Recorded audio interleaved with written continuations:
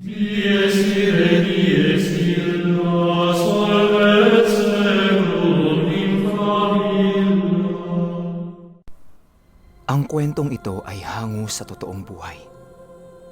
Karanasan ito ni Ate Badeth.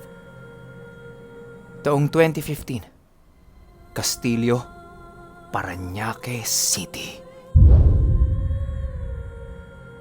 Itong mga panahong ito, kokonti pa lang ang nakatira sa lugar na yan. Iilang unit pa lang ang okupado. Konti pa lang kasi ang mga Chinese niya noon eh. Ngayon kasi, halos sila na ang nakatira sa lugar na yan. Dito nakatira sa Castillo sila Ate Badeth. Ang trabaho kasi niya, mga on-call na masahista. Meron silang pinakaamo. Yun yung nagbabayad ng upa, kuryente at tubig ng unit. Sa unit na yon, merong 6 na masahista ang nakatira. Pwede ka namang umuwi. Nasa sayo yun. Pero yung iba kasi, doon na natutulog. Dahil nga on-call sila Ate Badeth, patok na patok ang negosyo na to sa buong Castillo. Halos hindi sila nawawala ng kliyente araw-araw. Bukod pa dyan, nakakarakit pa sila sa labas ng Castillo kapag may mga naging client sila na tigalabas. Lalo pa ito si Ate Badeth. Smooth kasi siya kung magmasahe. Itong mga bandang November ng 2015, medyo narerentahan na halos lahat ng unit sa kanila. Gawa nga ng magpapasko. Kabi-kabila ang uwi ng mga OFW noon. Kabi-kabila din ang mga naghahanap ng unit para meron silang pag-iistayan habang nandito sila sa Pilipinas. Nangyari pa niyan, napuno na ang buong Castillo dahil sa dami ng kliyente. Pero merong isang unit dito na ayaw nilang parentahan. Dahil usap-usapan doon ng mga ahente, merong mga itim na kaluluwa dito na hindi malagay-lagay sa katahimikan. At ang unit na yon ay Unit 69. Alam ko mga nasa isip nyo nung narinig nyo yung numero. Huwag kayong pakasisiguro. Dahil hindi nyo alam ang nilalang na naninirahan dito. Mali. Mga nilalang na naninirahan dito.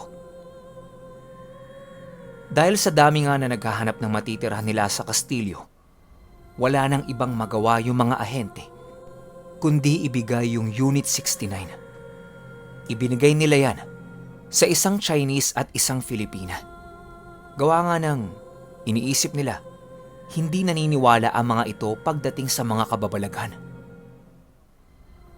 Nung unang isang buwan ng mag-asawa doon, normal naman na naging buhay nila. Yun ang akala ng mga ahente. Hanggang isang gabi, tumawag sila sa boss ni Ate Badeth dahil gusto nila magpamasahing mag-asawa. Sakto naman, andun sa unit nila si Ate Badeth at yung isa pa niyang kasama. Yung iba kasi, nasa kanya-kanyang mga kliyente na nila. Agad-agad pinapunta sila doon sa Unit 69. Noong nandun na sila sa unit, pagbukas pa lang ni Ate Badeth nung pintuan, meron siyang nakitang batang sobrang itim ng balat. Animoy sunog na sunog ito. Nakaupo ito sa gilid ng unit at nakayakap sa kanyang mga tuhod. Naririnig niyang umiiyak ito.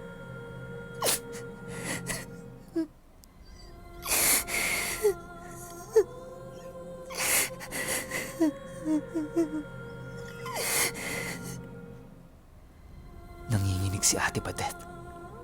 Alam niya sa sarili niya na isa yung kaluluwa ng bata. Nawala lang yon dahil tinawag siya nung asawa ng Chinese. At ang sabi nito, simulan na nila yung masahe kasi baka mamaya makatulog na yung asawa niya. Eh anong oras na din kasi nun. Tapos nakainom pa silang mag-asawa. Habang minamasahe ni Ate Badeth yung asawang Pinay ng Chinese, tinanong niya ito kung kumusta sila sa unit na yon. Sumagot yung babae na tinatapos lang nila yung 2 buwan nila doon at aalis na din sila kaagad. Hindi din sila araw-araw nasa unit na yon. Pumunta man sila doon, 2 o 3 beses lang. Tapos marami sila. Kapag matutulog sila doon, Dapat uminom sila ng maraming alak at magpakalasing. Tanong ni Ate Badette, bakit ganun lang kadalang? Sayang naman yung binabayad nila at hindi nila nasusulit yung unit. Tsaka, bakit kailangan nilang magpakalasing? Doon na nagsimulang magkwento yung babae. Ayon dito, nung unang gabi pa lang nila, mabigat na ang pakiramdam niya sa unit. Tinawagan niya yung ahente para sana magpalipat. Kaso nga lang, lahat ng unit okupado na. Nakapag-down na din sila sa may-ari ng unit, kaya kailangan na nilang ituloy yun. Nung unang gabi ng pagtulog nila doon, akala nila yung naririnig nilang pagtunog ng gripo sa CR sa kabilang unit lang. Pero hindi. Kasi nung naihi siya nung gabing yun, pagpasok niya sa CR nila, gripo nila yung nakabukas. Ang ginawa niya, pinatay niya tapos balik sa higaan. Inisip niya, baka naiwan lang nung asawa niya. Nung mahimbing na siyang natutulog, nagulat siya kasi ginigising siya nung asawa niya eh. Tapos yung asawa niyang Chinese, umiiyak. Habang umiiyak ito, nakaturo ito sa bintana ng unit nila. Paglingon niya sa bintana, kitang-kita niya, merong anino ang bigla na lang umalis. At kasabay nun, yung kortina sa bintana nila, biglang gumalaw. Duda niya, magnanakaw yun. Pero hindi. Dahil yung unit nila, nasa 4th floor. Kung merong mang aakyat sa veranda nila, makikita niyang bababa yun. Tumakbo siya sa pintuan ng veranda nila para silipin. Pero wala. Ang sumalubong pa sa kanya doon, napakadilim na kakahuyan. Dahil yung unit nila, nasa likod ng building. Ang makikita mo lang doon, creek at mga nagtataasang puno. Wala kang makikitang bahay doon. Nagulat siya kasi unang beses niyang nasilip yun. Sa takot niya, sinarado niya kaagad yung pintuan. Tapos yung asawa niya, iyak pa rin ng iyak. Tinanong niya kung anong problema. Ano ba ang nakita niya, bakit siya iyak ng iyak? Pero hindi ito sumasagot. Ang ginawa niya, kumuha siya ng tubig para kahit papano kumalma. Nung nasa kusina na siya, habang nagsasalin siya ng tubig sa baso, naririnig niya sa CR nila na merong pumipihit na naman ng gripo. Maya-maya pa, nakarinig siya na merong tumatawa sa CR. Dahil yung tawa, nag-e-echo at lumalabas yung tunog mismo sa may CR. Yung tawang naririnig niya, tunog baliw. Parang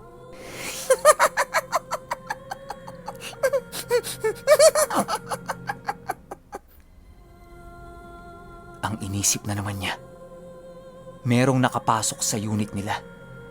Pumunta siya sa asawa niya at sinabi niya yung narinig niya. Ito namang asawa niya, tumigil sa pag-iyak at naging alerto. Kumuha ito ng monoblock para ipapalo niya sa kung sino man yung akala niyang nakapasok. Pero pagdating nila ng CR, walang tao habang nakabukas yung gripo. Binuksan nila yung ilaw, pero wala talaga silang nakita. Ang inisip ng babae, minumulto na sila. Yung asawa nito, hindi naman naniniwala sa mga ganon. Hanggang sa pinagkwento niya ito kung ano ba yung nakita niya sa bintana. Bigla na lang nagbago ang pananaw ng asawa niya matapos ang insidenteng ito. Ayon dito, naalimpungatan siya tapos uhaw na uhaw siya. Pagbangon niya ng kama, may naaninag siya sa bintana nila na merong gumagalaw. Nilapitan niya yon kasi akala niya tao. Pero pagdikit ng mukha niya doon sa bintana para silipin yung labas, bigla-bigla ding merong nagpakita sa kanya na isang matandang nakaitim na nanlilisik ang mga mata. Tapos yung mukha nung matanda, sunog na sunog. Napaatras siya at bumalik sa kama nila. Ginigising niya yung asawa niya pero hindi magising-gising. Akala niya mawawala yun kapag hindi niya tiningnan. Pero hindi. Tuwing titingin siya sa bintana, andun pa rin yung mukha nung matanda. Bukod sa nakatitig ito sa kanya, nakikita niyang hinahanginan nito yung bintana nila gamit ang kanyang sariling hininga. Nagtalokbong siya ng kumot dahil sa sobrang takot. Tapos naririnig niya yung pintuan nila sa veranda, merong pilit na nagbubukas. Pero ang pinaka nakakatakot dun, yung nanigas yung buong katawan niya. Dumiretso ito. Hindi na niya mahawakan yung kumot niya. Hanggang sa dahan-dahang may nag-aalis ng talukbong niya. Ramdam niya, wala na yung kumot sa mukha niya. Oras na imulat niya ang kanyang mga mata. Alam niya, meron siyang makikita. Nanatili siyang nakapikit dahil sa sobrang takot. Pero may nararamdaman siya na may umaakyat sa kama nila. Sumisigaw siya pero walang lumalabas na boses. Hanggang sa may nagtakip ng bibig niya. Ayon dito, nalalasahan niya na lasang sunog yun. Pilit na binubuksan ng kanyang mga mata. Pero nilalabanan niya ito. Wala na. Hindi na niya kaya.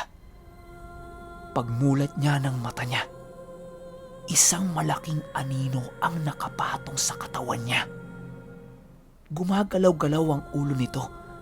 Animoy tinitingnan-tingnan siya. Tapos nakita niyang meron itong itinuro sa bintana. Pagbalik niya ng tingin sa bintana, yung matanda nandoon pa rin. Hanggang sa sinakal siya ng malaking anino. Akala niya mamamatay na siya. Bigla-bigla na lang siyang nagising. Bumalikwas siya sa higaan sa sobrang pagkagulat. Yun pala, panaginip lang ang lahat.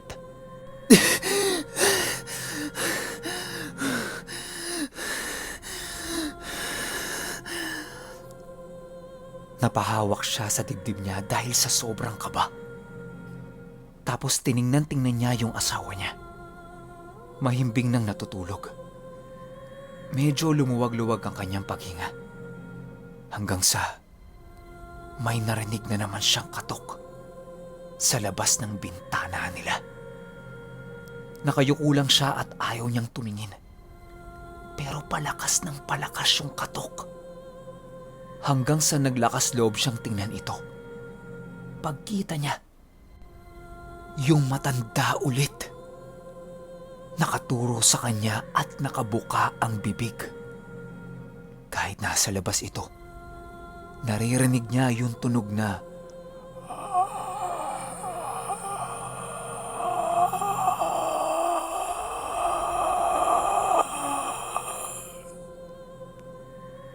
doon na siya nanigas ulit at kusa na lang tumulo ang luha sa kanyang mga mata.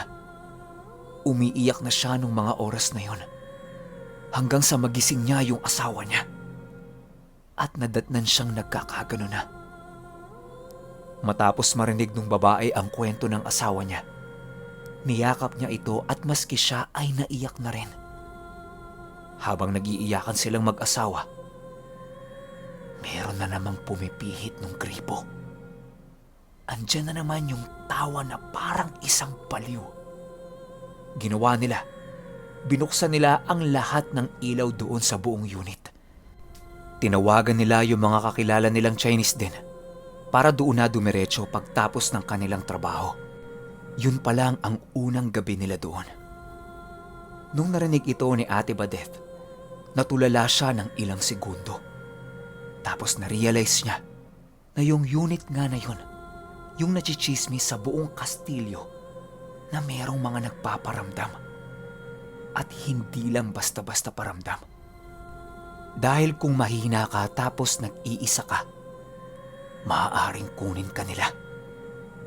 Dahil noong taong 2014, merong nagpakamatay na guard sa mismong tapat ng unit na yon. Aatras tayo ng 1 taon para sa part na to. Noon dito sa Kastilyo, merong 8 guard ang nagpapalitan ng kani-kanilang duty. 4 sa harap, 4 sa likod. 2 sa umaga, 2 sa gabi. Ganyan ang kanilang schedule noon. Doon sa 4 na nasa likod, merong isang umalis gawa ng tapos na ang kontrata niya sa Kastilyo. Ang pumalit, kapareho ng agency nung isa pang naiwan na guard sa likod. Unang araw niya ng duty, sinabi sa kanya na 2 linggo muna siyang umaga, tapos nun magiging panggabi na siya. Sumang-ayon naman ito kasi bago lang siya. Nung natapos ang 2 linggo, nalipat na siya sa panggabi. Sabi nung kasama niyang guard na panggabi, sasamahan siyang rumonda sa unang gabi niya. Ipapakita sa kanya yung mga lugar na dapat niyang ikutin kada 2 o 3 oras. Nung umiikot na sila, napadpad sila sa Unit 69. Sabi nung kasama niyang guard, iwasan niyang dumaan sa unit na yon. Minsan kasi, may mga naririnig sila doon sa loob kahit wala namang nakarenta. Mga nag-aaway, sigawan, kalampag sa pinto, at kung ano-ano pang mga ingay. Sinabi din niya na sa buong Kastilyo, yun ang pinaka-iniiwasan nilang lahat ng mga gwardya. Pero matapos niya itong marinig, natawa lang siya. Ang sabi niya, ang tatanda na nila naniniwala pa sila sa mga ganon. Bilang matagal na kasi siyang gwardya, kung ano-anong klase ng paramdam na ang kanyang nakainkwentro. Lahat naman yon, puro lang paramdam. Hindi naman siya kayang saktan. May banat pa siya na mas matakot ka sa mga buhay kesa sa mga multo-multo na yan. Wala naman yan. Yung guard na kasama niya, hindi tumatawa. Seryoso lang itong nakatitig sa kanya at nagwi ka ng, "Sige, ikaw ang bahala." Makalipas ang 3 gabing pagroronda ng guard, natagpuan itong patay sa harap mismo ng unit. Nagsunog ito ng buong katawan niya gamit ang isang bote ng gasolina na binili niya sa tapat mismo ng Kastilyo.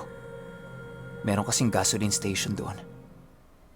Kaya naman nasabi na doon niya binili dahil nakita siya ng mga pang-umagang gwardya na nasa harapan ng Kastilyo na bumili doon. Nangangalong mata pa siya nung araw na yon. Kaya alam nila na doon galing yung gasolina. Alam niyo bang nabalita ito noon? Hindi na ako magbibigay pa ng ilang clue. Mahirap na. Rewind tayo ulit ng 1 pang taon. Taong 2013. Ito na, yung history ng Unit 69. Itong mga panahong ito, ang presyuhan noon sa Kastilyo, kung nasa pinakamataas na parte ang unit mo, mas mura ito di hamak, kumpara doon sa mga nasa ibaba. Meron pang nakatira noon dito sa Unit 69. Isang bata, nanay niya, isang lola, at yung kapatid na lalaki ng babae. Yung asawa kasi niya, seaman. Sila ang mga naunang tumira noon dito sa Kastilyo. Kokonti pa lang ang mga tao noon. Gawa ng nasa likod ang unit nila, wala ka talagang makikita dito na kahit ano, bukod sa creek at mga malalaking puno. Nung mga naunang buwan nila, normal ang kanilang naging pamumuhay. Hanggang sa sumapit yung araw na hindi nila alam na magiging katapusan na nila. Dahil madilim at walang bantay yung likod ng gusali na yon, merong mga magnanakaw ang umakyat sa unit nila. Bilang 3 o 4 pa lang silang mga nakarenta sa building na ito, tapos magkakalayo pa yung mga unit nila. Kahit magsisisigaw sila, walang makakarinig sa kanila. 3 armadong lalaki ang umakyat sa likod ng unit nila.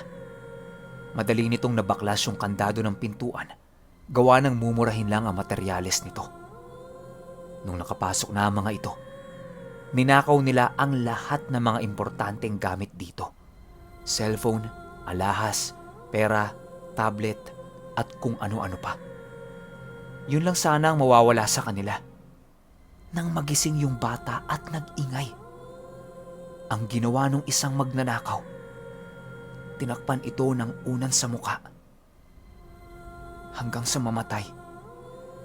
Tapos hindi pa sila nakontento. Kumuha ng unan yung isa pang magnanakaw. Ipinatong sa mukha ng kapatid ng babae. At binaril ito.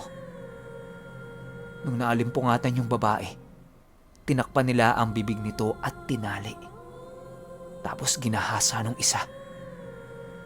Nakita nilang tumatayo yung matanda pero dahil sa katandaan nito, alam nilang hindi na ito makakasigaw o magagawa silang saktan.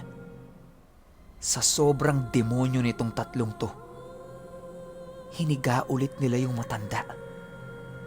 Tinali ang mga kamay. Nilagyan ng kumot sa katawan.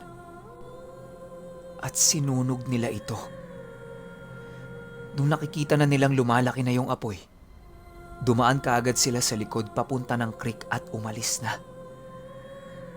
Naririnig nila yung pagsigaw ng babae dahil hindi naman nila to pinatay. Ginahasa lang tapos tinali. Ilang oras lang ang lumipas. Nakita ito nung gwardyang rumoronda doon.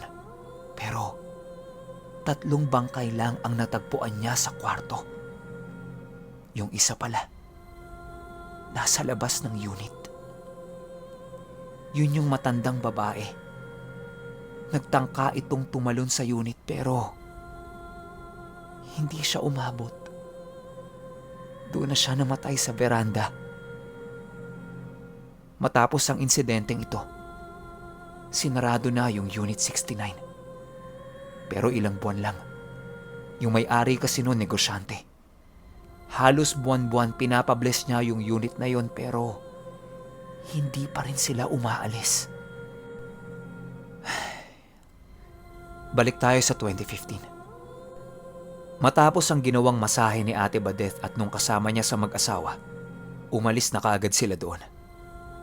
Habang nag-uusap sila sa hallway, may naririnig silang tunog ng tsinelas sa likuran nila. Paglingon nila, walang tao.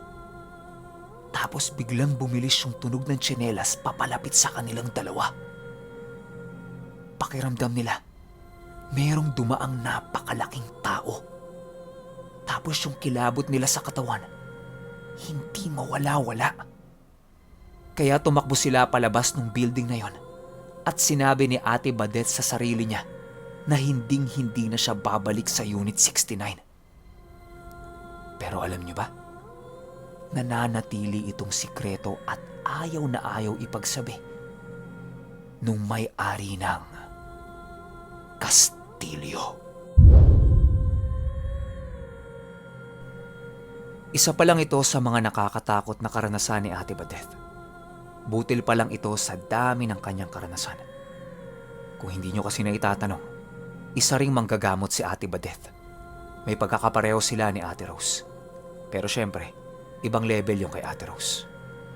Okay, sobrang bigat nung kwento. Tsaka medyo natatakot ako sa kwento na to kasi napakalaking kumpanya nito. As in, sobrang laking kumpanya.